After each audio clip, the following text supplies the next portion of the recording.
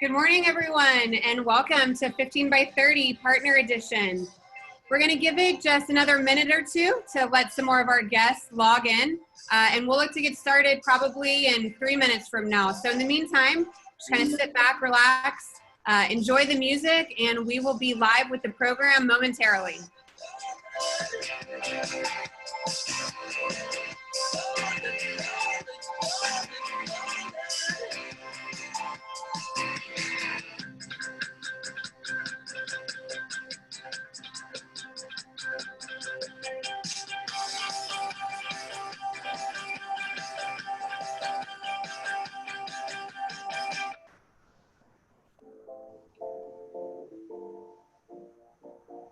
Also, if you guys want to open up the chat bubble at the bottom of your screen, I'm about to say hi to you. That's a way that we can say hi to each other, and while we wait for just a few more minutes.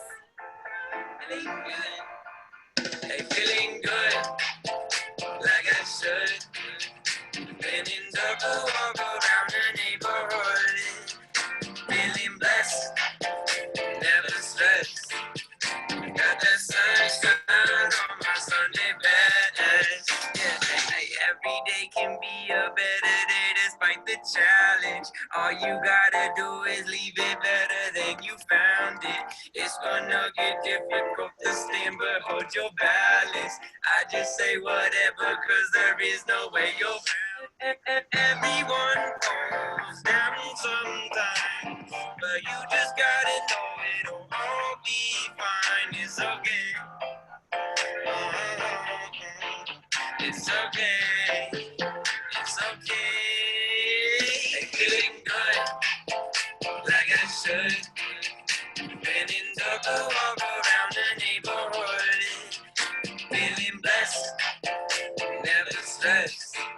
Got that sunshine on my Sunday best. Some days you wake up and nothing works, you feel surrounded. Gotta give your feet some gravity to get you grounded. Keep good things inside your ears just like the waves and sound it. And just say whatever, cause there is no way you're grounded. Everyone falls down sometimes, but you just gotta know it'll all be fine. It's okay. It's okay. It's okay. Feeling good, like I should. Been in double walk around the neighborhood. Feeling blessed, never stressed.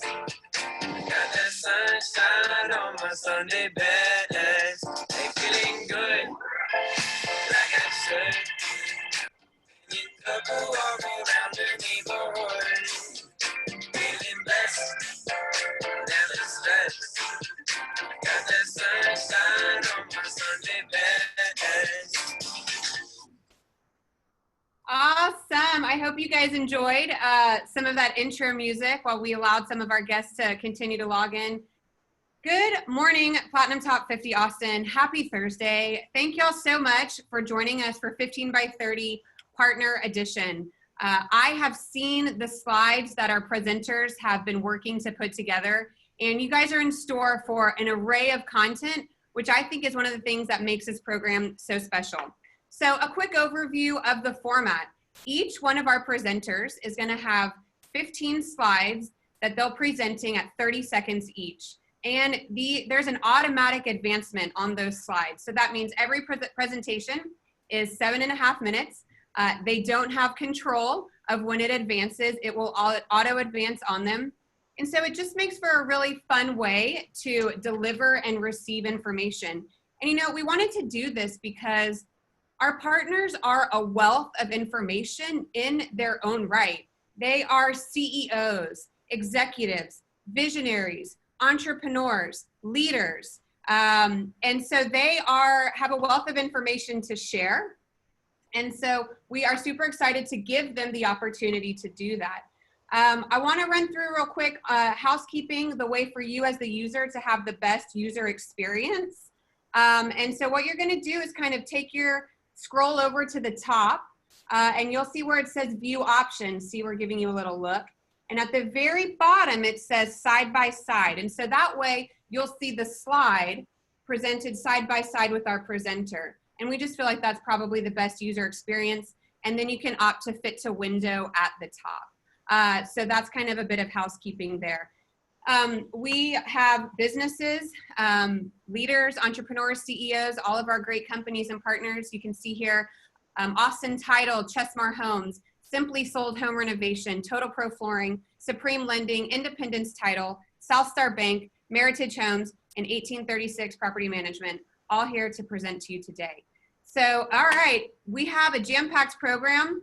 I am going to now introduce and call up our first speaker.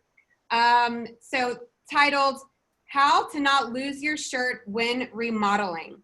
So a look into your home's potential can often lead to ideas of a home remodel. Ashley Wainscott, the founder and CEO of Simply Sold, a home remodeling firm based out of Austin, Texas, will lead us through a discussion on remodeling.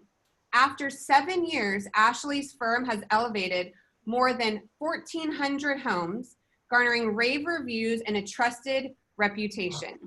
Just think, added space and comfort could be your home's future. So my friend Ashley, I'm officially turning it over to you, and let's get started. All right, let's hit it, y'all. Okay, so how to not lose your shirt when remodeling. I'm sure this is a topic of discussion for all of you. How did it begin for me? It all started with an idea. The light bulb went off, as they say. The idea that a GC could provide an experience that solves the heartaches and the financial scars of a remodel. How does one feel like it's worth it? How do they embark on that journey? It all starts with asking questions and being curious. That's how it began for me. So first things first, let's talk about scheduling. It's the path from start to finish that makes the difference. Believe it or not, so many people rush through this process, and that's where the problems pop up. In a world of good planning, you can get to the end and feel accomplished and wipe that sweat off your brow. The schedule is a fluid, ever-changing thing, and when you plan, the world laughs, as they say. You will always follow an order of operations, but plan for fluff days because things will come up. This can be 1 to 2 weeks or sometimes a month of fluff. All right, so everything is connected. Be okay with change. Remodeling is change, am I right? One thing in a remodel affects another thing in a remodel. When you're installing flooring, what does that look like for the bottoms of the doors? What does that look like for baseboards? What about painting? Move flawlessly from step to step. Know that you have to critically think through every little thing. It snowballs. Look at these slides, they're just moving. Okay, vendors, we're talking about vendors. 1, give them clear scopes. They should know a price, a deadline, disclaimers, what's going on. 2, know what questions to ask them. Did they tell you what could go wrong? Did they tell you things that could come up? Did they need to speak with other vendors on your project?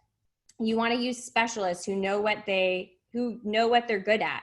There's a reason these trades have licenses and the city requires them to have licenses, so use them. Hire the right vendor for the job. Make sure you've done your research. You're the bridge. This is talking about relationships.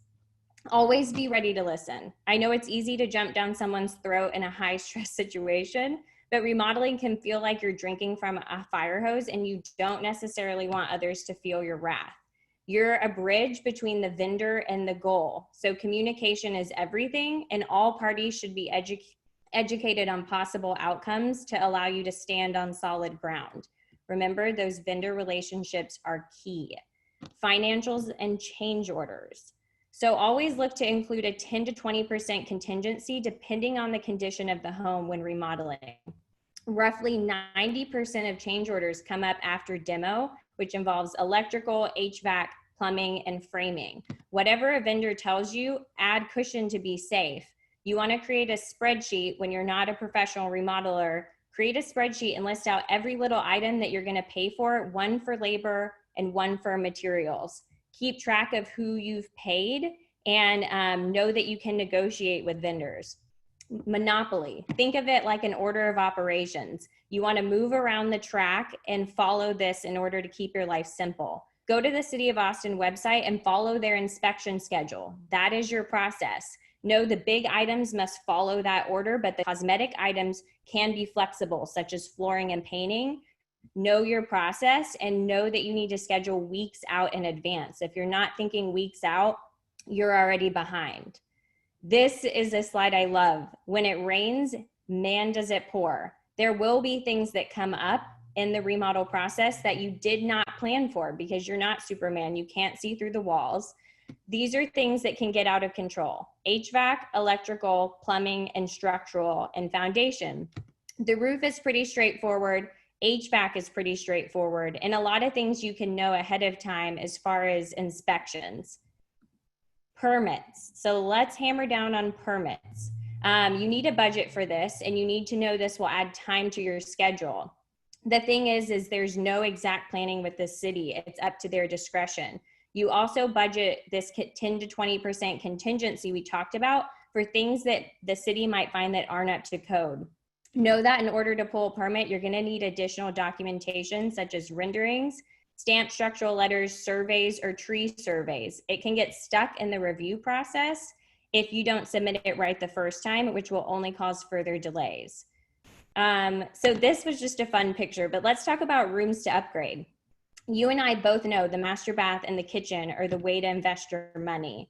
Everything right now is neutral, which is great, but notice like the vent hood behind me, you want to have an accent in your kitchen or your master bathroom. They want it to feel like one of a kind. They want to have that Pinterest or Instagram look.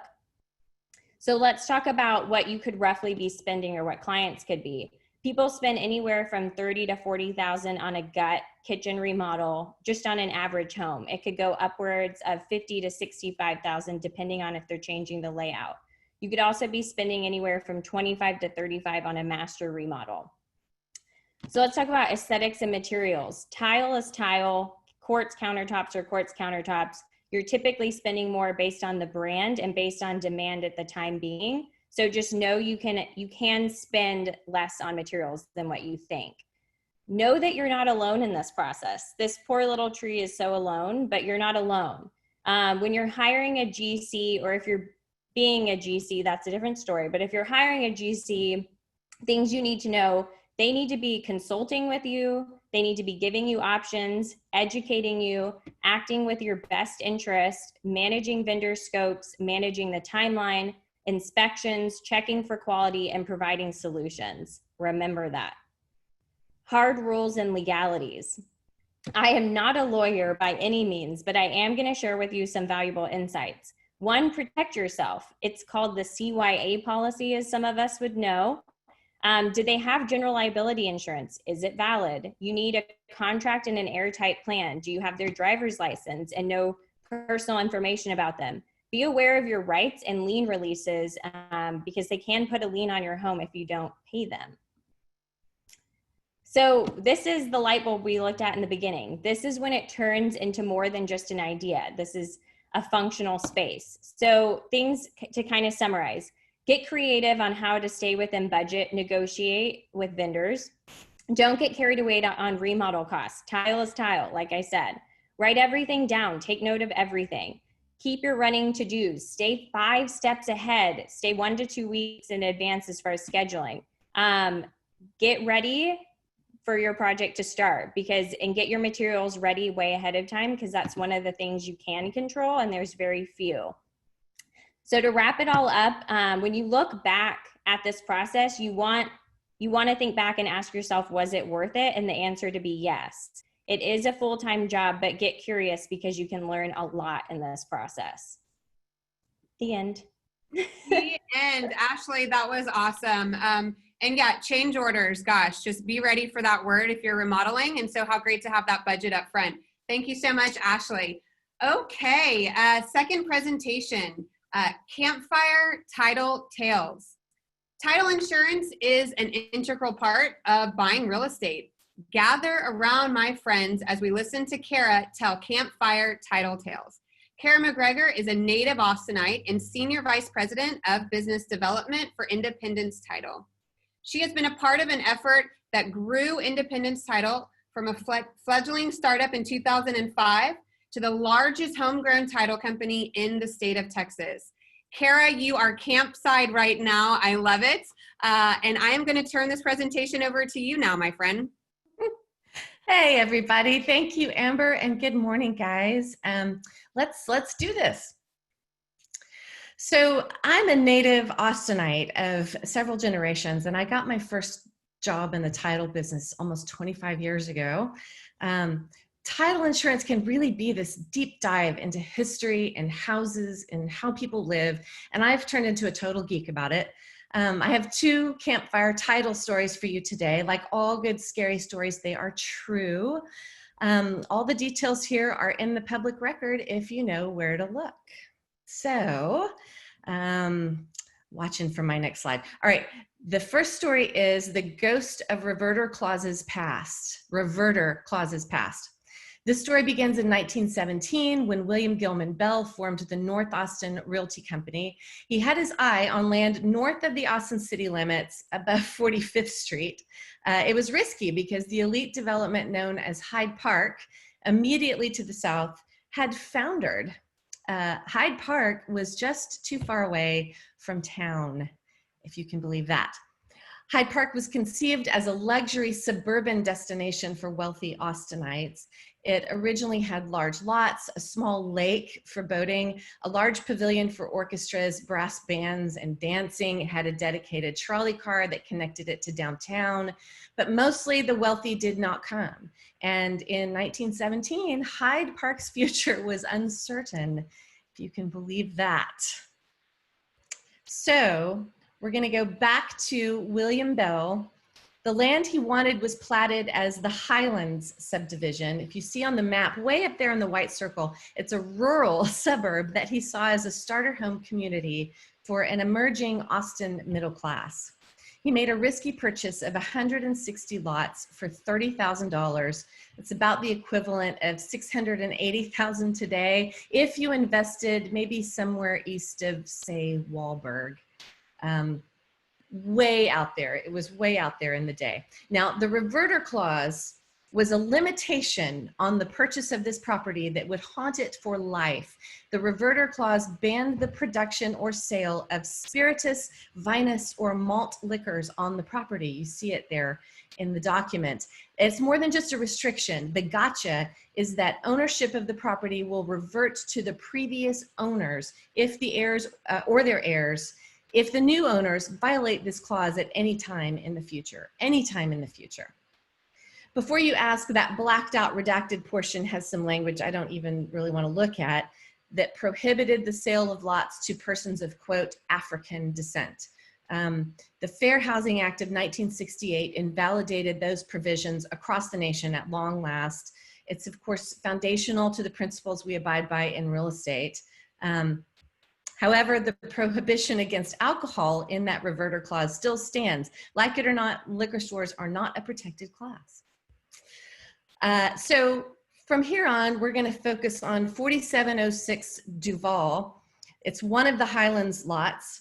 They were sold off to individual owners with houses built and rebuilt. This is lot floor block 1 in the Highlands, and it changed hands many times. Here it is as a mid-century remodel.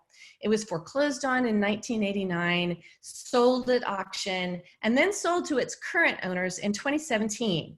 that's when independence title comes into the picture. And that scary reverter clause from 1917 still lives on 100 years later. It still applies to all 160 of the original lots.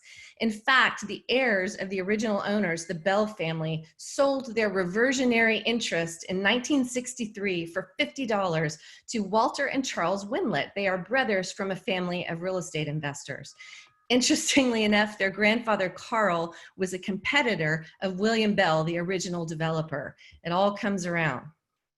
So in 2017, the new buyers purchased the house, and they learned that they can lose their property to the heirs of the Winlett brothers if they should ever produce or sell alcohol on the premises. And yes, this was an exception in the title insurance policy. Nonetheless, they built a new house on the site. It's now valued at over $1 million and everything will be fine as long as they don't provoke the ghost of reverter clauses past. I have a prop. All right, so moving on. The second story today, I see dead people. This is 1902 Hamilton Avenue, originally built around 1930. It is haunted by several generations of owners and heirs, handed down through a family without wills or probates going back to 1933. Wills and probate courts affirm who inherits title to property, and without them, everything is a hot mess. Without a will, Texas laws of descent take over and determine who inherits. So different rules apply depending on whether a person died before or after 1933 when some laws changed. But in general, spouses inherit community property first, shared with children if there are children of the deceased outside the marriage. If all children are of this marriage, they inherit after both spouses are deceased. So we come along to Harry and Annie Scales, who purchased 1902 Hamilton in 1933.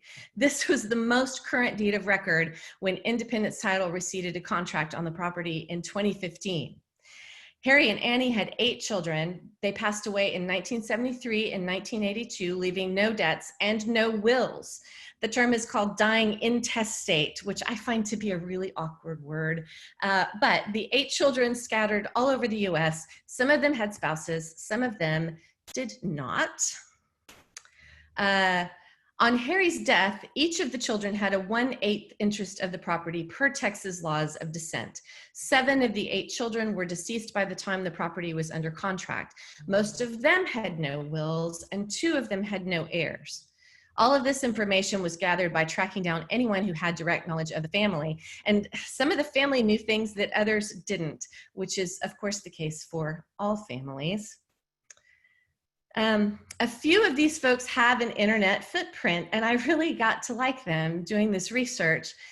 Gladys, you see here, is the only surviving child of Harry and Annie. She retired from a 40-year career as a mathematician at White Sands Missile Base. Her brother Alvin, there to the right, was an artist, a scientist, and a programmer at IBM. And believe it or not, the grandson, Harlan, turns out to be my classmate at Crockett High School here in Austin. He's now a lieutenant with the Austin Police Department and works with my brother. So in the end, 13 family members signed the closing statement. Each share of the proceeds would have depended on how many other siblings were in their line of descent. For instance, Clarence's children, you remember the chart, he had 5 children. They would each have 1/5 of his 1/8 share. The buyers took title, tore down the old house, and built these 2 condos, each one valued at more than $500,000, and the dead are laid to rest. So maybe this helps you understand my obsession a little bit. Every property you look at has a history, and it's tied to the history of all of us and our community. That's my title geek moment for the day. Have a great day. I love it. The photography just made it so interesting. What a great presentation and perfect title for that. Thank you, Kara. All right. Forecasting is a decision-making tool. It involves carefully analyzing data and trends to guide decisions, just as we often refer to weather predictions when making outdoor plans. John McClellan, branch manager at Supreme Lending, will deliver a 2020 real estate mortgage forecast. John is a true professional with a passion and 20+ years of experience in the real estate and mortgage business in Central Texas. After today's presentation, be sure to tune in to John's weekly radio show and podcast, The Real Estate Zone, to continue receiving real estate and mortgage advice. Good morning, John. Welcome. It's your turn, my friend. Thank you, Kara. That was such a great presentation. I love the history of Austin. So kudos to you. And are we going now?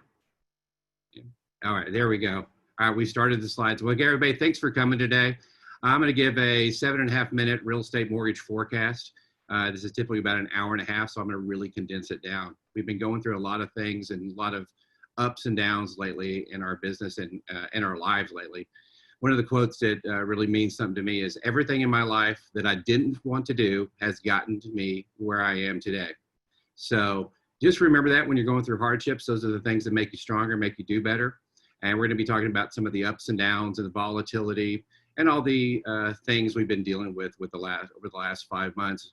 I love this meme. The volatility back in March really did almost make me poop my pants when it comes to mortgage lending. A lot of things going on when it comes to volatility. Obviously, there's a lot of volatility in the number of cases of COVID. It's gone down, it's gone up. You know, what's causing it? Everybody's kind of uncertain what's going on. And then obviously the volatility that we see in the interest rate market too, which thankfully has calmed down a lot. You know, one of the things I was thinking of the other day, there's a lot of different industries that are affected by this. And we're all sitting here doing a Zoom webinar. I'm in a jacket with a button-down shirt, and I have no shoes on and a pair of shorts. So I'm wondering to myself, wonder what the dress pants sales look like out there. And if you're making dress pants, do you change the way you do business, right? So just food for thought. Lots of things happening with all industries, and it's being affected by this pandemic. But let's talk about mortgage rates, liquidity, and risk. One of the things that people like to do is to track interest rates, mortgage rates, by what the treasuries are, like the 10-year treasury. If I know what the 10-year treasury is, I can kind of forecast what mortgage rates are going to do. Well, I'm going to show you in just a minute why that's kind of thrown out the door. Also going to talk about the fear of forbearance with all the lenders out there, fear of EPOs or early payoffs from the lenders out there, and really just a fear of the unknown, what was really causing that volatility over the last couple of months. So excuse me. So let's talk about the spread between mortgage-backed securities and treasuries. This chart actually shows that spread. And if you go back about 8 or 9 years, you can see that spread was pretty well compacted. It really didn't move up or down very much. So you knew exactly kind of where, if you looked at treasuries, you knew where a mortgage-backed security or the interest rates would be for that day. In March, we saw that spread, well, literally go through the roof, right? And that was all the volatility that everybody saw out there. So it became very hard to track treasuries when you're looking at mortgage-backed securities.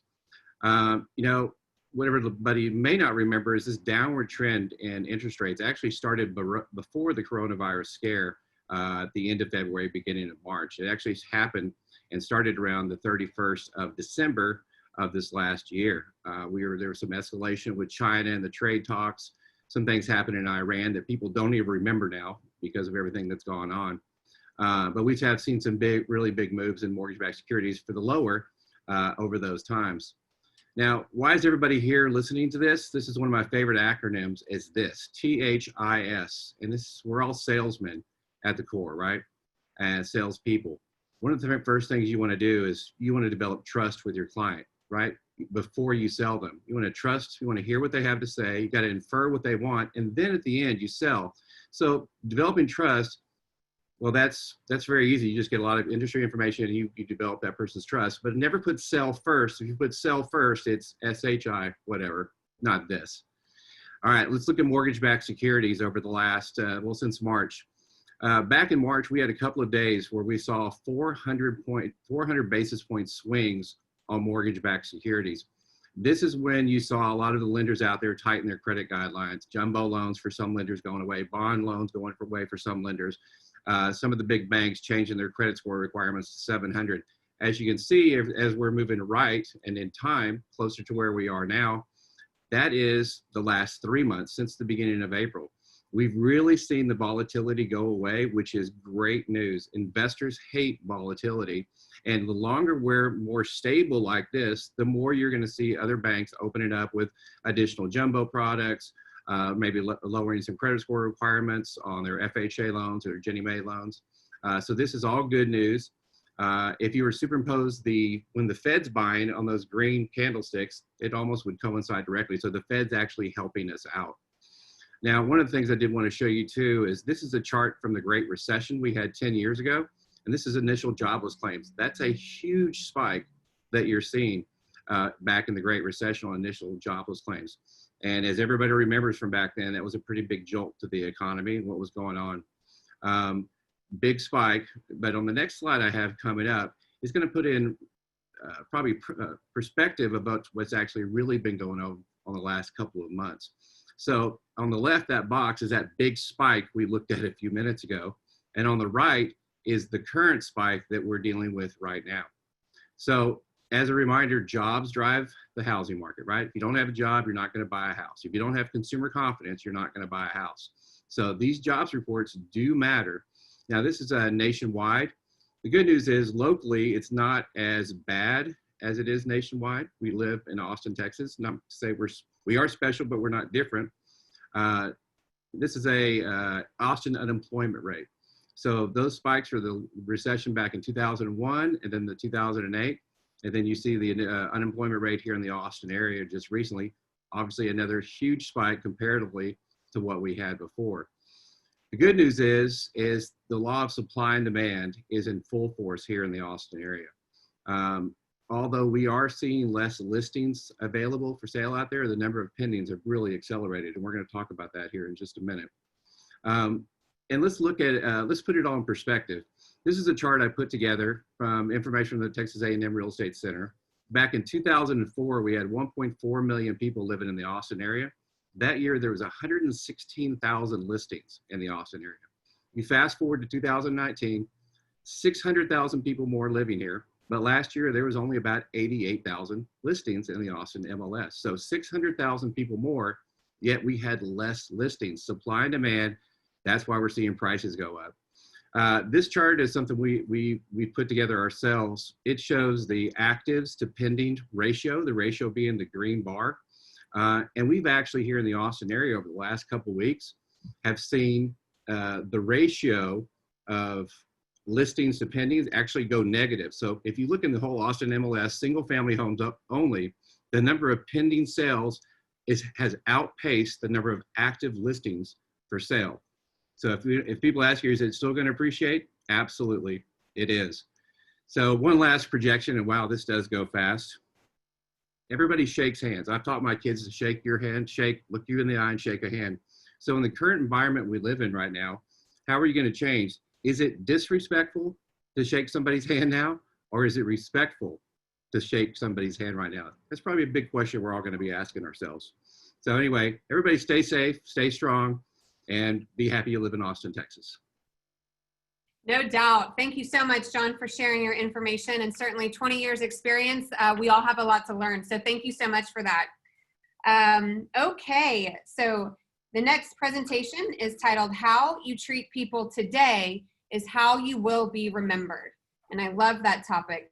We've all heard the golden rule, treat others how you want to be treated. COVID-19 has truly disrupted our normal interactions with others. We have all adopted to new forms of communicating. Learn how the relationships we build today are most important to how we will be remembered from Sean Chandler. Sean is the president of Chesmar Homes, Austin, Texas.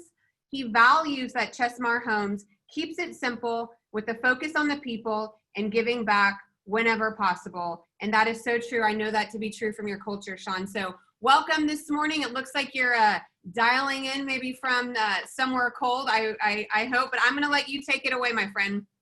I'm ready to go. This is the weather behind me right now, so I don't know where you guys are, but I'm just kidding. I'm on Parmer. Let's go. So building a legacy, a deliberate culture in uncertain times. You might be asking yourself, I know I look super young. What could I possibly know about building a legacy? Well, I worked for a big public home builder for a long time. I've been with Chesmar Homes for 6 years here in Austin, got to grow it from the ground up. We've been nominated Best Places to Work 4 of those 6 years and won it outright twice. So we got to be doing something right. It's also important because you want to corona-proof your business today and in the future. So let's talk a little bit about culture. First off, culture is characteristics and knowledge of a particular group of people. I found another definition in Latin, colare, which is to tend to the earth and grow, to cultivate and nurture. So I might ask you, what are you cultivating, and how do you know if what you're planting will grow in the future? The only way to know is to go talk to your people about it. This is moving slower. I'm talking faster. So if it's not about the people, it's about the people.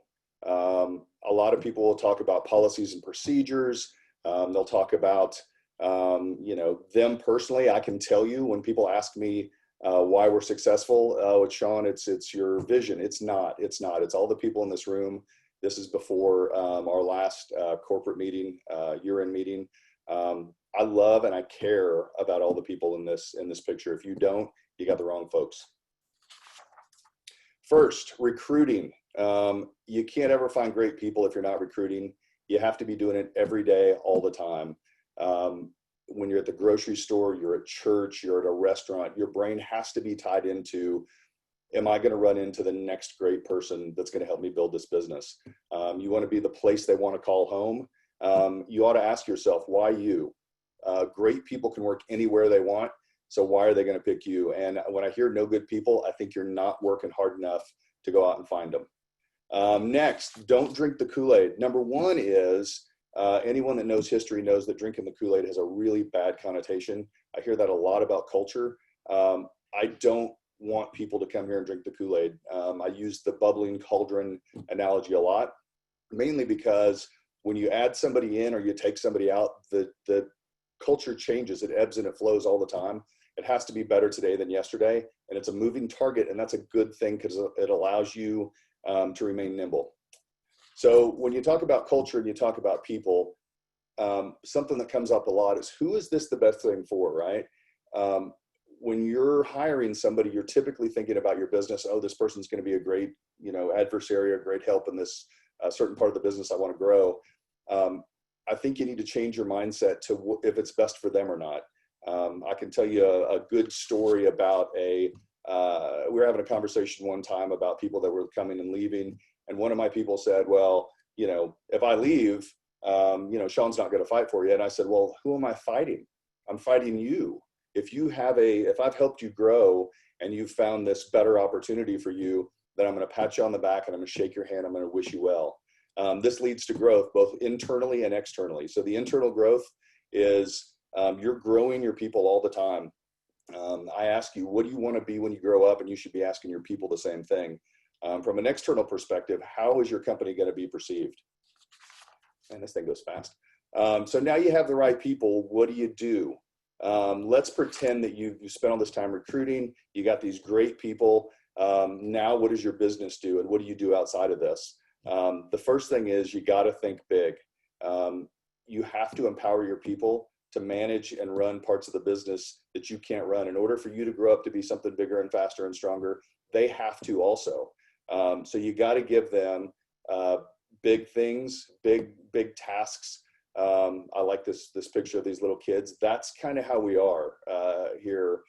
We get in a room, all the different parts of the business get represented. We're very anti-silo. So I don't care if you run sales or construction or purchasing, everyone has an opinion. You got to take those all into consideration. You'll come up with better ideas every single time, the more people you involve. Okay, 4, 3, 2, 1. Big thing, stay out of people's way. There's a Dr. Seuss book, Did I Ever Tell You How Lucky You Are? And it has this story about this bee that's hired to collect pollen, right? Well, the bee doesn't do a good job, so they hire somebody to watch the bee. The guy that watches the bee isn't doing a good job. They hire another guy to watch him. And over time, it just ends up all these people watching each other to watch this bee, right? If the bee's broke, that's where the problem is. Hire the right people, find the best folks you can find, and get out of their way.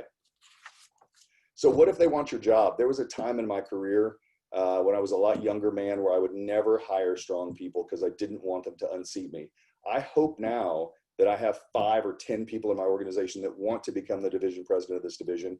If you do that and you can find people with your same drive and determination, you fill them up with every possible thing you can fill them up with, your knowledge, your failures, a lot of failures, and you let them come have the job. That's the only way I can grow up to be something bigger and faster and stronger myself.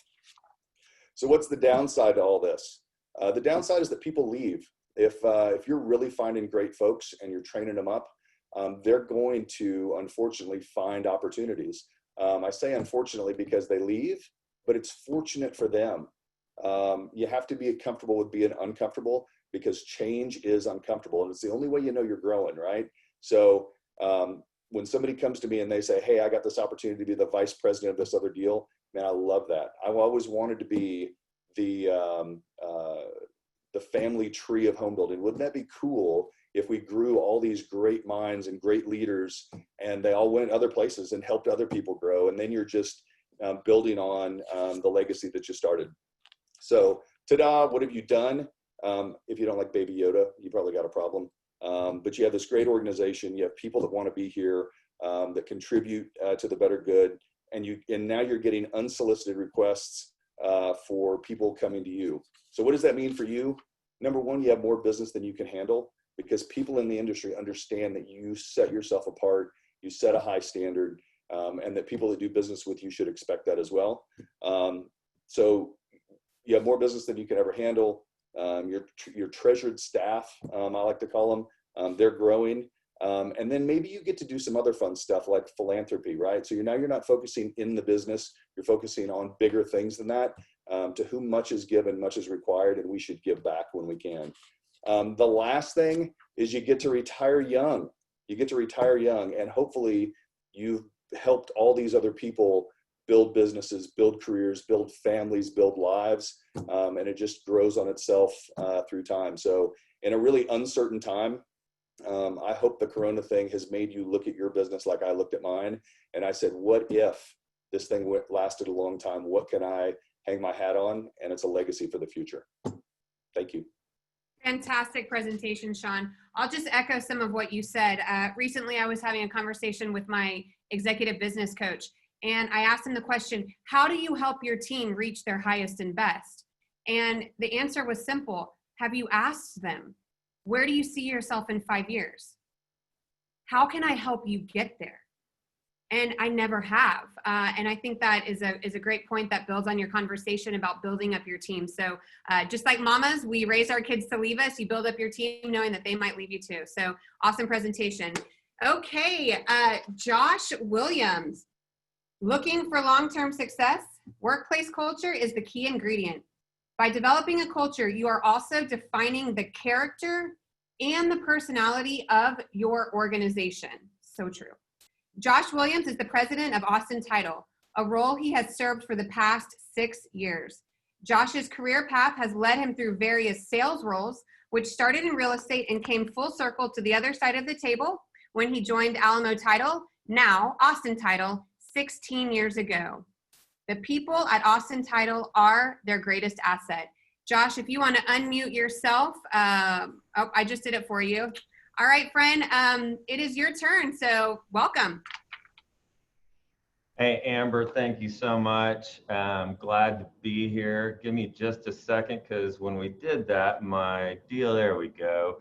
It's fitting that I'm going after Sean. You know, culture is something I'm really passionate about, something we talk a lot about over here. So I'm just going to give you all some things to think about when building your own culture. All right, go ahead and roll the slides. All right, first of all, build your culture with intention. The CEO of Optimal Lender Services said it best. If you did not develop your culture with intention, it will develop itself. And if it does, you're taking a big risk there. So whether you're a Fortune 500 company or a company of one, like so many on this call, you have a culture, whether you know it or not, and it's imperative that you shape it intentionally. Tony Shea, the CEO of Zappos, said, if you get the culture right, the other stuff like great customer service, building long-term brands, and empowering passionate employees will happen on its own. So what's the recipe for your culture? Draw from the lessons and values that have shaped you into the person you are today, and reflect on things like where you're from professionally, where you're from personally, where you're from geographically, what you're passionate about, your social values, your personal values, how you handle adversity, and how you give back. These things should make up the framework of your culture philosophy. So let's kind of dive into the ingredients here. Where are you from professionally? Maybe some of you started your career in an always be closing type culture like you see here. I cut my teeth in 3 different types of companies before I was 30. One was very cutthroat, eat what you kill type environment. The other 2 were more nurturing and family and team oriented. I took my favorite aspects from each of these experiences to form the business culture that I believed in. So reflect on your past business experiences, write down what you believe worked and didn't work, and make a list of what you want to see in your business. Where are you from personally? Here's me and mom back in 1976. That was in a house over off Virginia in Zilker, if you know where that is. Reflect on the lessons you learned from your parents, your siblings, how you were raised, the values that were instilled in you at an early age. How can you apply those to your business? Things like compassion, a family environment, respect, obedience, watching out for your neighbor is a big one in our company. A lot of what you learn from your family can be applied to your business to help you form your culture. Then where are you from geographically? I'm an Austin boy. I was raised 4 blocks from this photo, rode my bike over every inch of this park, and now I'm raising my kids in Barton Hills, less than a mile from here. So Austin's in my blood. I love the city's culture, and I made it a huge part of our company culture. Everything we do intentionally complements Austin's culture, from our concerts at Belmont, to our ACL pop-up parties, to our holiday parties at the Driscoll. It doesn't hurt that our company is the namesake of my favorite city, but I just got lucky there. Or I don't know, maybe it was fate. But it doesn't matter if you're not from Austin. If you're passionate about your city's culture, bring that culture to your business. My first boss in Austin was from New Orleans, and everything was purple and gold. You had fleur-de-lis on our business cards. Every company event involved crawfish and king cakes. And, it didn't matter that we were doing business in Austin. The staff and customers loved it because he was passionate about it and he made it fun. So just embrace your roots is the bottom line. Next, what hobbies are you passionate about? I'm a live music fanatic. So I share that with my staff, and we integrate live music into all our events. We have box seats at Moody Theater where we entertain our staff and customers.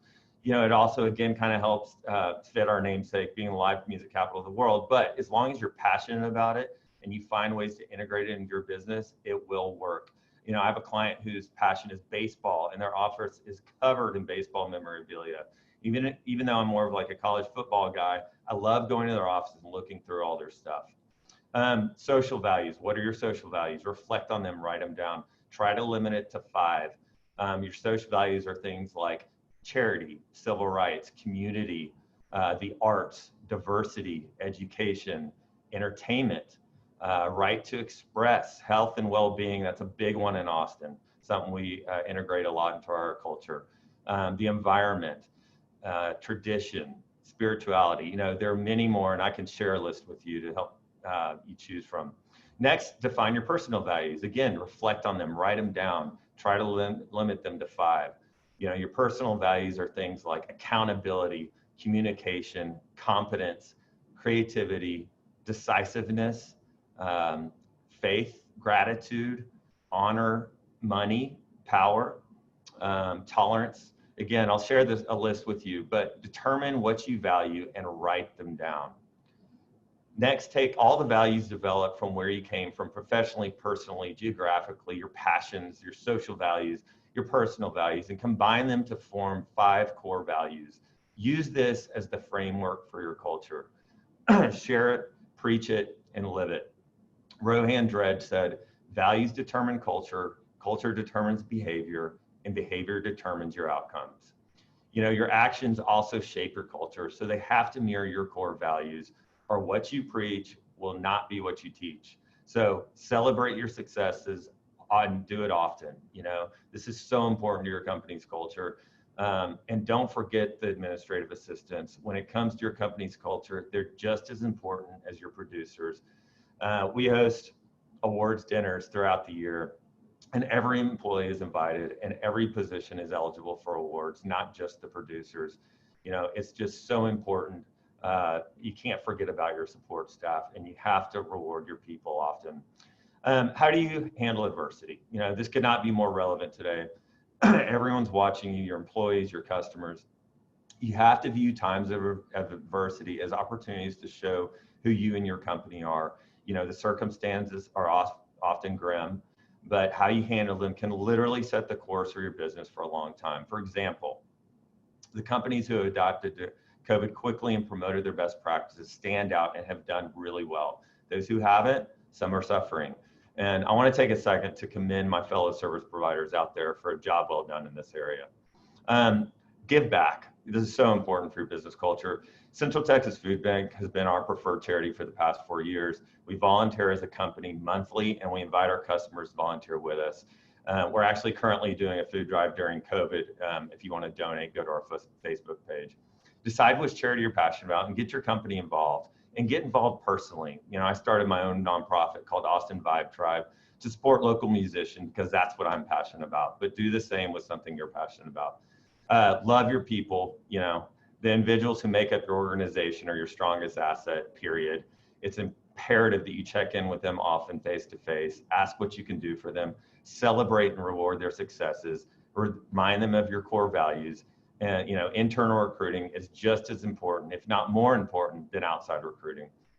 Mark McLean, the CEO of SailPoint, was quoted in Forbes saying, "Culture itself is much more than exciting benefits. Ultimately, it's the beliefs and the behaviors that permeate your organization that are the essence of culture. First, you must determine what your company's values are or should be. Then you have to use those values to evaluate each and every decision you make, include the employees you hire and leaders you choose to represent them. Your culture will help you attract customers, it'll help you recruit talent, and it'll help you retain the employees you have, but you have to be intentional about it. You have to know it, you have to share it, and you have to live it." That's it. Fantastic presentation, Josh. And I couldn't echo it more. At Platinum Top 50, our core values are to be bold, to have fun, to pursue excellence, and to drive impact. And when we sit around on a Monday and go around the room to give kudos to the team, it's based on those core values. Hey, I loved that design you did. That was a bold design. And so we continue to revert back to those core values. And I've also heard that culture is how your team acts when you're not around. And in its simplest form, I think that's so true. So wonderful presentation, and you certainly have done a wonderful job building a great culture at Austin Title. Okay, perception is the sensory experience and interpretation of the world around us. Through this process, we gain valuable information about, scratch that, wrong intro. Okay, we're live, going back. Do you often envision your future, a big dream or a goal?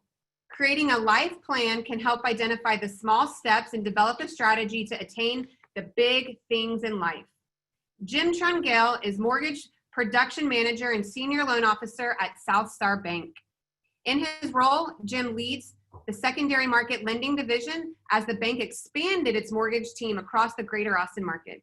His management and industry expertise has made him a valuable asset in the growth of the bank's mortgage presence. So presenting is Jim Trungale, and friend, I'm turning it over to you. All right, great. Thank you. Can you hear me good? Okay, Amber? Yep, let's go.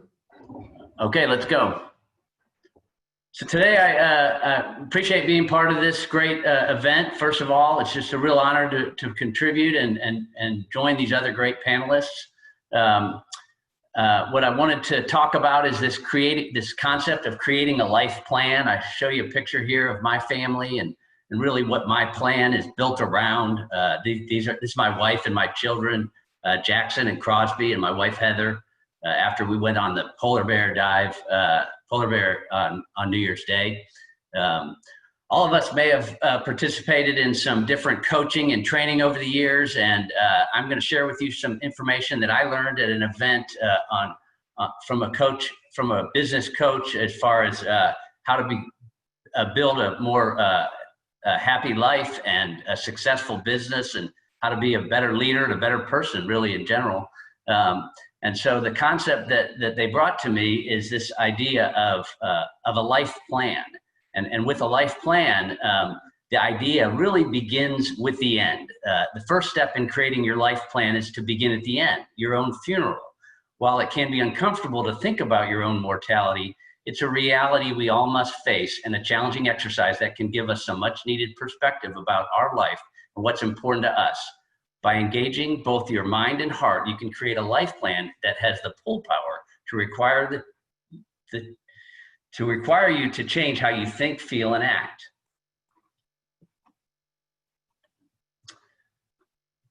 To get started, you write your own eulogy as if your life ended today. Imagine if you're attending your own funeral and think about what others would say if you were being brutally honest. Don't think about what you would want them to say, but focus on what you think they would actually say about you if they weren't holding back, both the good and the bad. I did this.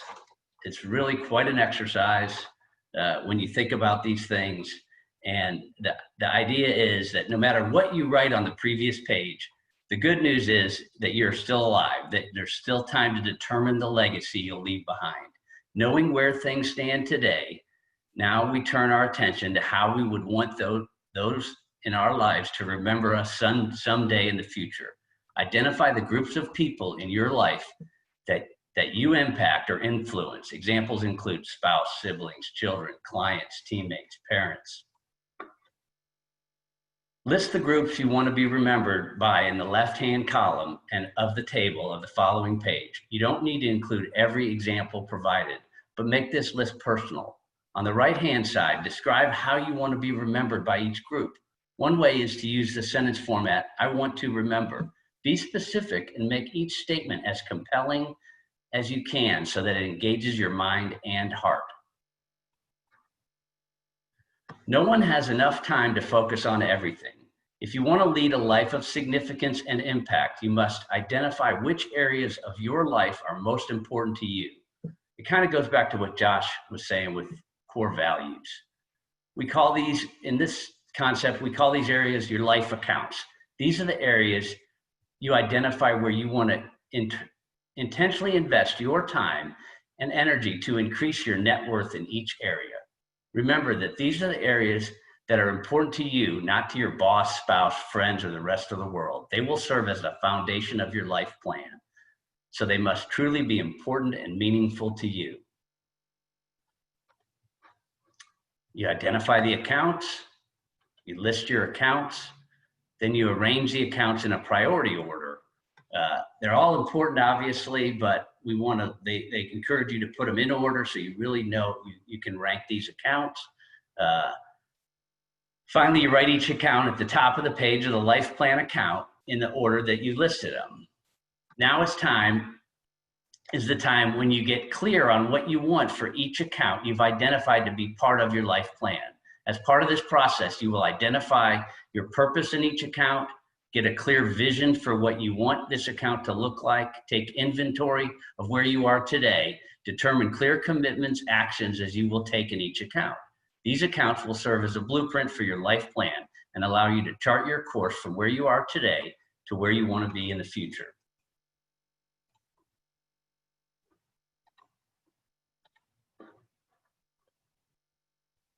Define your purpose, captures the unique role you and only you can play in the accounts. This is the way of it this way. Imagine you were assigned this account. What would be your primary responsibility? What is your role? This is your purpose. Try to keep your purpose to a one sentence that clearly, it's hard to keep up. Second is clarify your vision. Your envisioned future is where you paint a clear picture of what you want to see in the future of the account. Then you find your inspiration. Sometimes they say find an inspiring quote. Let me see if I can catch up here. You capture your current reality. That tells you to take account of where you are today. And then in each account, you write your commitments in order to move closer to your envisioned future. And that's here down at the bottom where you list your different commitments with each account. So to recap, you list your purpose, you list where you want to be. If you can come up with a quote, you don't want to get hung up on that, but you come up with a quote that helps motivate you in this account. Understand your current reality, and then you make your commitments to how you're going to make your improvements as you move forward. I added this next section here. If anyone really looking for inspiration, I really felt like this was an important exercise I went through with my father-in-law, and it's about honoring your loved ones, and it really gave us a great remembrance of Eddie Carroll, who passed away a few years ago. Heather and I did a interview, and we asked him these questions, and we videoed it. It's really a great memory, and I encourage anybody to do that. Last part here is just really some self-promotion, some more information about mortgages. John spoke about it earlier. The thing that I really wanted to make mention of is that with 30 years experience in the mortgage business, literally this week, we're seeing the lowest 30-year fixed conventional rates that I've ever seen. I've got a chart here on the next page that shows you that, but we're financing loans now. I'm locking loans at 2.875 this week. So there's a lot of opportunity for people, even though the times are challenging, to save a lot of money. We're doing a lot of refinances for clients who are currently at 4% or 4.25%, and we're taking them down to 2.875 on 30-year fixed loans, saving several hundreds and thousands of dollars on their payments. So make sure you share that information with your clients. I appreciate the time again. Awesome, Jim. That was a great job. And certainly the idea of writing your own eulogy, I mean, just mind-blowing. But we work to support the lives that we want to live. And I know that's the point of your presentation. It's, you know, being intentional with the life you want to live, the relationships you want to have, so we can live a fulfilled and meaningful life. And I would love to know if we can share some of your slides with our audience. We have some people asking for it. So thank you so much for doing that and reminding us about the importance of being intentional. Okay, back to where I was a minute ago. Perception is the sensory experience and interpretation of the world around us. Through this process, we gain valuable information about our environment. Matt Leshber is the owner and founder of 1836 Property Management. Starting with one client in 2007 and the belief that mutually beneficial, transparent relationships are the key to success, 1836 Property Management has grown to become one of Austin's leading property management companies. So with the presentation titled Breaking Through Perceptions, Matt Leshber. Hey, Amber, I'm ready when you are. Thank you for your time today, and thank you, Amber, for the introduction. About 15 years ago, I started my career in real estate. I began managing properties by adding one at a time. Today, 1836 PM manages just under about $150 million in assets around Central Texas. One of the best lessons learned on that journey was to test my perceptions. I found frequently that my ideas were okay, but my perceptions of how others, colleagues, strangers could elevate my business were a little bit inaccurate. Just like you, pre-COVID, my day was overflowing with interactions and a lot of noise. Our day typically started and ended with notorious Austin traffic, and we'd receive a daily dose of noise from traditional media, social media, work, family, friends. Now we've got Zoom meetings and more digital messaging than we can interpret. We receive an overwhelming volume of information, which in effect forces us to make a number of assumptions about the world around us. And you know what they say about assumptions. Today, Americans are protesting in the streets. Some because of the COVID lockdown, others because they feel that the rights provided in the Constitution are not being delivered. Whether online or in person, many people have an opinion and then group themselves with others that perceive things in the same way. But is a slice of information responsible for forming our perceptions valid? Whether for the success of your business or for our shared future, accurate information is required to adapt and succeed. So let's evaluate those perceptions. Many of us perceive that Kobe Bryant was born a gifted basketball player. Did you know that at the age of 12, he entered a basketball summer camp? He didn't score a single point. One of his trainers tells a story about the superstar years later. At 4:30 a.m., the trainer showed up to find Kobe already drenched. After another 75 minutes of conditioning, 45 minutes of weights, the trainer went to go take a nap. Kobe never left, staying until he made an additional 800 shots. So were his talents the gift or the result of hard work? Bill Driscoll, former Navy Top Gun pilot, describes how a focused debrief after each mission or training exercise helps students improve their ability to grasp the details of what is actually taking place. The students are asked to detail what they perceive happened, then the instructors state the facts. Results are labeled as either goods, as in good decisions, or as in others. Failure is not bad, it's just not good. And it teaches us what we need to improve. But first, we must correct erroneous perceptions. When I first started managing investment properties, I perceived I could do it better than others. Truth was, I had a lot to learn. The lesson was learning how to learn quickly and accurately. I realized that by sharing, listening, and selecting the best information from others, I could obtain the best results in the shortest time.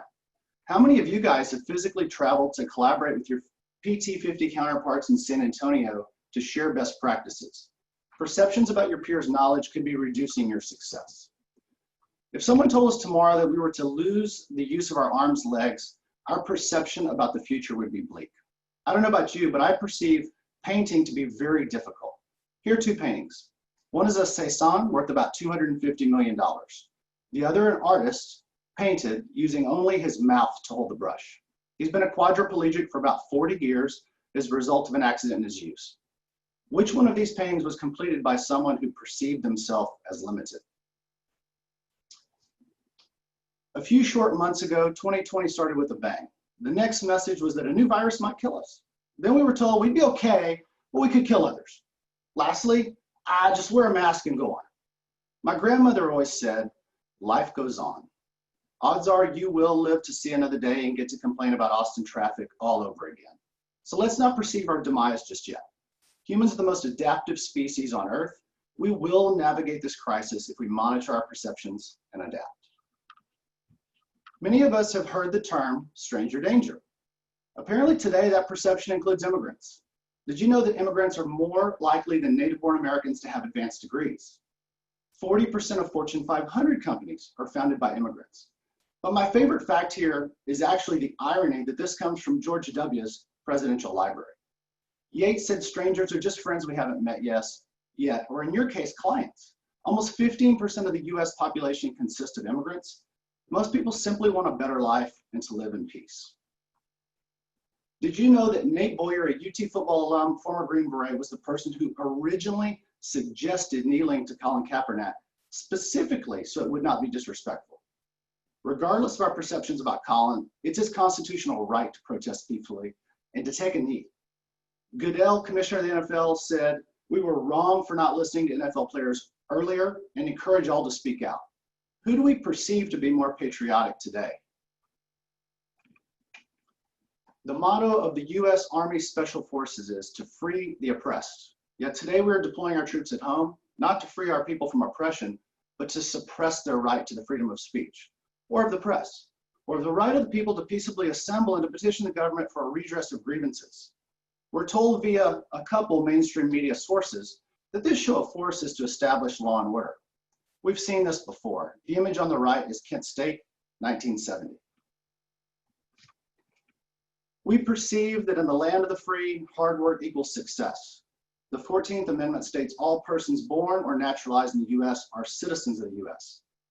I introduce you to Mr. Mamiya. He's a 20-year U.S. Army veteran, 3 Purple Hearts in Vietnam. He's been told that even though he was born in American Samoa, he'd have to apply for U.S. citizenship. In 1901, the Insular cases referred to his culture as savage races by the Supreme Court. In 2016, that same court declined to hear his case. He's still not a U.S. citizen. Our lieutenant governor recently said, there are things more important than living. He's not unique in that opinion. Just like our founding fathers, civil rights leaders, the women's rights movement, and the LGBTQ movement, we all want a brighter future. Why does it frighten us when those that feel disenfranchised simply want to be heard? In a healthy democracy, we converse, we disagree without reprimand, and we learn from others. Unfounded perceptions are cheap, and you already know what they say about opinions. It was through listening and debate that this country was founded. Differences are not threats. Listening to others should not scare us. Pushing past initial perceptions helps us to grow. Let's embrace our ability to adapt, listen intently, collaborate wholeheartedly, and put a new signature on our version of the inclusive American dream. Whether to increase your sales or to better our society, we've got to push through our fears and perceptions to reach our potential. The good news is, the first step only requires you to listen. As you work through your daily routine, I challenge you to test the information that comes your way. Test your perceptions, those of others. Find the truth. Just because something said something was true, or we heard it from the media, or because your crazy uncle said it on Facebook, doesn't make it real. Talk to each other, talk to your colleagues, talk to those that are different. Test your perceptions about your business, your potential, and the potential of others to make your life better. I think you'll be pleasantly surprised. Thanks for your time. Matt, that was awesome. And I love the passion that comes out, and I love your boldness and conviction to speak from your heart. So what a wonderful presentation and great use of your time. And I loved the message that you gave us. Okay, 2 more left and in for a treat. All right, audience, are y'all ready to launch? We have a list of things we hope to achieve and accomplish. Chad Taffs, owner of Total Pro Flooring, will give us the tools to build a rocket ship of success. Chad is no stranger to hard work. He's driven and focused and has been in the flooring industry for 26 years. With a proven track record of success reflected in annual sales, Total Pro Flooring is focused on providing the best customer service. Chad, I love your story. I love that we met when you first built your business. I have witnessed firsthand your rocket ship to success. Ab has so many here, so I appreciate you willing to share that with us, and it's all yours, my friend. Thank you. Hi, everybody. My name is Chad Taffs. I'm the owner of Total Pro Flooring. Today, I'm going to be talking to you about the lessons I've learned and the journey of my success with Total Pro Flooring. I'm pretty proud and humble that my business has gone from 0 to $5.5 million in revenue in just short 5 years. And my lessons I'm going to share with you so that you can see maybe some of those tools can be used for your own businesses and your own success. Your past doesn't determine your future. I was a troubled teen. I grew up with a single mom on welfare, and I had a lot of blocks stacked against me. But I didn't believe that would stop me from accomplishing what I wanted to accomplish. So I'm going to tell you a little bit about my past and the way I grew up. So I grew up in Duluth, Minnesota as a troubled teen, as you can see in the photo. That's me when I was 14 and just entering a juvenile justice center as a troubled teen for burglarizing homes and stealing from other people and taking their belongings to try to accomplish what I wanted to accomplish. What I realized was that was the wrong way, and I needed to redirect my energy in a better way of success. So our youth is a time to try new things and fail. And while that is true, there isn't an expiration date on that. Your past does not define your future. When I turned 45, I had the courage to start my own business. I've been working for other people my entire life. I felt like I could do it a little bit better. And I felt like there was some things that were missing that those people weren't doing for the clients that I was selling. People weren't taking care of them properly. They weren't being taken care of properly, and I didn't like it. So I decided to venture out on my own. This is my first business. When I first met Amber, I started a tile and grout cleaning business. I Googled the best way to grow my business, and it was the Platinum Top 50 and all you real estate agents. I knew that if I could build my relationships with you, that my tile and grout cleaning business would be wonderful, and it would provide my family a new source of income so I could be self-employed. It's been a truly amazing journey to go from that little trailer to where we are today. During my growth, I had a lot of real estate agents ask me, "Hey, Chad, do you do flooring? Do you do carpet? Can you do wood floors?" And I said, "Well, that's my specialty. That's where I grew my whole from 23 to the day I started my business." And so I assembled my own crews, started doing my own bids. And the first year in business, my small company did about $500,000 working out of my house. As I grew with Platinum Top 50 and built relationships with you amazing agents, I was able to go from $500,000 to $1.5 million to $2.5 million to $3.5 million to $5.5 million in 5 short years, which to me is astonishing considering that I had no financial backing. It was all me, one day at a time, one customer at a time, one real estate agent at a time, one relationship at a time. And the first key relationship that I started after the PT50 was a real estate agent that some of you all know, Todd Grossman. Todd Grossman let me do a small job for him. Then he started referring me. Then I met Amy Gandy. She referred a ton of business to me. And the key to my growth is my relationships with all of you. Doing the right thing, gaining your trust and confidence, you knowing that if I say something, it's going to happen. If I make a mistake, I'm upfront and honest with you. And that's what I do. So now I'm on to Amber. I like to model myself after other successful people. Amber's built an amazing business with all of you real estate agents with her Platinum Top 50. And that's how I model myself. Same with all of you agents. I learn and I watch and I absorb all that you do so that I can be a better businessman, better person, better human, and be more active in my success. Hard work pays off. It's simple. I worked 2 jobs plus a paper out when I started my tile and grout cleaning business. I was working for another company, had my paper out, and I was doing tile and grout cleaning on the side. I was working about 100 hours a week. I took every bit of energy I could, working 6 to 7 days a week to get everything I wanted out of my life. And if I can do it, I know anybody can do it. My background says so. And then the results of my success is last year, we were one of the 50 fastest growing companies in all of Central Texas, not just flooring companies, all companies under $10 million. We will win again this year because we grew by 60% over the year that we won this award. Never in a million years did I dream that this would happen for myself, but my family and the people that I've been able to touch. And I can't thank you guys enough. And I'm still evolving. I've started a new company, Austin Affordable Floors, to elevate my company, to hit markets that I haven't been able to hit before, cash and carry business, to grow my revenue even more. Eventually we will have 4, 5, 6 locations in Austin if everything goes the way that we hope. And you can see in the next slide, Austin Affordable Floors is the next evolution. We make incredible buys. We pass the savings on to the consumer. The consumers get better values for their money. We're battling the big box stores, but we're local. We're locally owned and operated. We're trying to give back to our community. We're trying to build something that's here to benefit the people of Austin and surrounding areas. The lessons I've learned have given me the confidence to continue to evolve and grow and to build those confident relationships with people like you. Don't be afraid to dream big.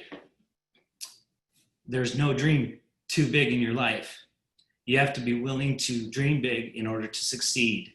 If you just want to wake up in the morning, that's easy. Try to build something massive. Try to build something that touches other people. Try to build a legacy that will last long after you're gone.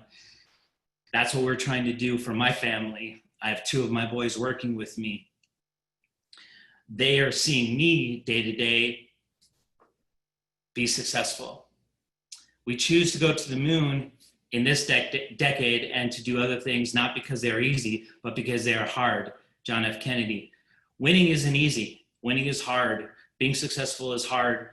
It takes a lot of self-determination, fortitude to get up every day, even when you don't want to be successful, even when it just seems like things aren't going your way, but you still have to put one foot in front of the other. Don't let fear get in your way. Don't let fear freeze you or paralyze you.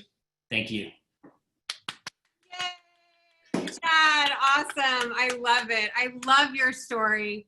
And I love your sincerity, and I love being on the sideline and watching your successful growth over the last 6 years as your business partner. So congratulations, job well done.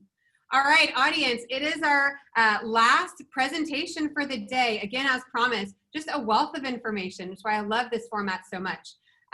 So joining us is CR Hero from Meritage Homes. According to the EIA, that's the Energy Information Administration, the average electricity consumption per Texas home is, wait for it, 26% higher than the national average. As the 7th largest home builder in the U.S., Meritage Homes has delivered more than 125,000 homes and specializes in high energy performance. CR joined Meritage Homes as the Vice President of Innovation in 2009. Meritage has been the recipient of many awards and prides itself on setting the standards for energy efficient homes. Let's explore some energy efficient saves and from CR. So CR, if you'll join me, it's your turn, my friend. Hello. So let's get going, because I know everybody has got a ton of information and I want to be respectful of everyone's time. And so this is Meritage's brand promise. And what I really want to spend this last bit talking about is to really wrap back around to the culture and the legacy we've been talking about this morning, and really emphasize the last piece of this. So life is kind of a clear understanding that we are responsible for the quality of life that people experience, because we are responsible to help them choose a product that they live in, they experience the most significant points of their lives in, whether it's holidays or where you find respite after a long day. And we have the honor and the responsibility of being a trusted expert to help people identify the best thing in their choices. When I really think about, you know, our customers, and if we're going to do our jobs well, our focus has to be on how do we enable a customer as a trusted expert. How do we enable them to purchase the best thing for them and their family around their values, around their needs, that creates the most value for them?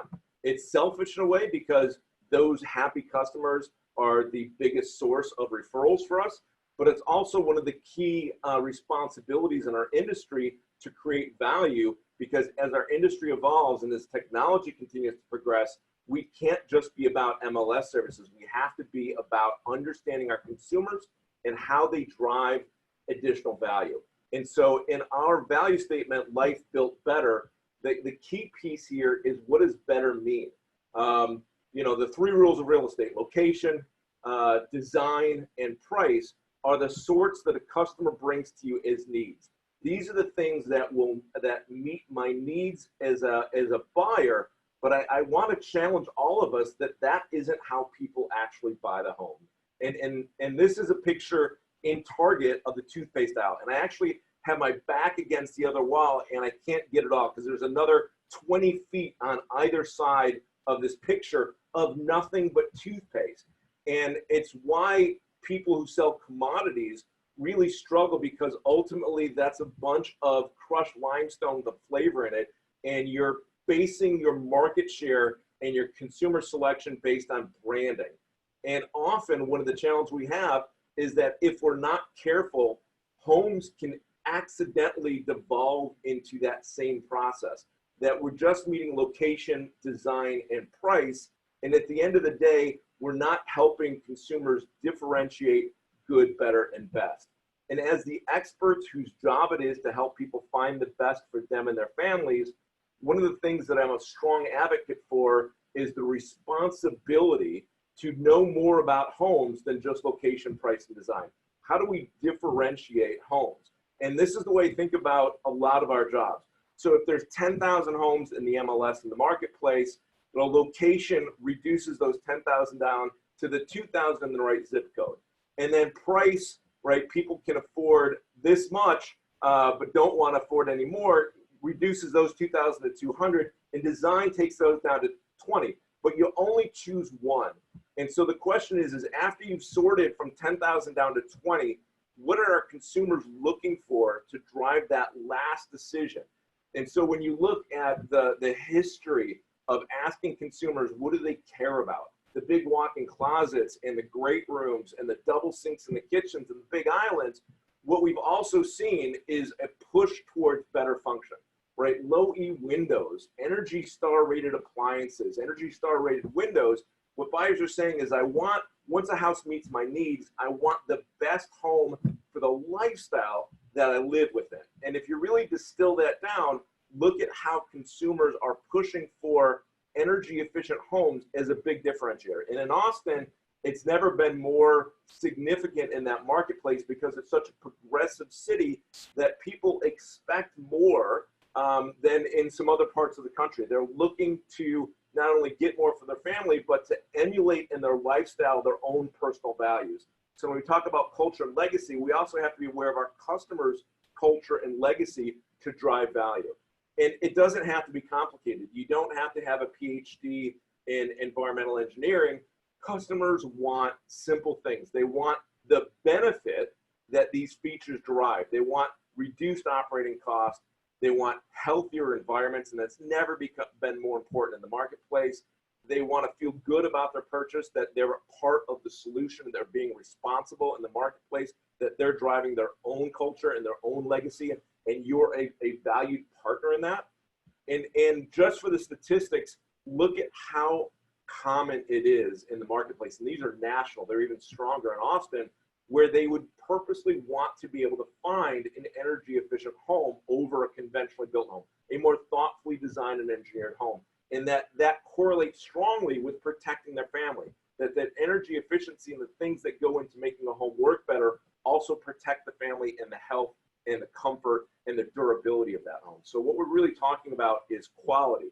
And if anybody follows a lot of the books out there, this happens to come from Jeff Shore, is that a buying formula is the current dissatisfaction times the future promise. If it's bigger than the cost of fear, drives consumer behavior. Now, the consumer brings fear and dissatisfaction. What we do as an industry is create future promise and understand value. You know, how you can get the most value. And it might not be the lowest cost initial. It's got to be that total thing. Because better is about comfort. It's about health. It's about the peace and serenity of your home. It's about lower total cost, not just the first cost, but what does it take to run that home every month? What does it cost to heat and cool that home? What does it cost to maintain that home?